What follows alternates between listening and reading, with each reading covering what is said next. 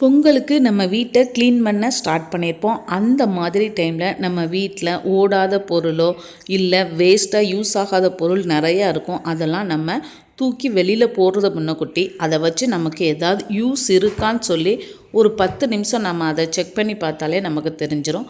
இந்த டைமிஸ் ரொம்ப நாளாக வீட்டில் இருக்குது ஒரு கிஃப்ட்டு, இதை தூக்கி போட மனசும் வரலை. ஆனால் இந்த டைமிஸ் கொஞ்ச நாள் முன்னாடி ஓடாமல் அப்படியே நின்றுருச்சு. அந்த டைமிஸை வீட்டிலையே நம்ம நிறைய சார்ஜர் யூஸ் பண்ணுவோம். அந்த சார்ஜரில் வேஸ்ட்டாக கிடக்கிறத எடுத்து வச்சு அதெல்லாம் ஃபிட் பண்ணி இந்த வால் கிளாக்கை ஓட வச்சாச்சு.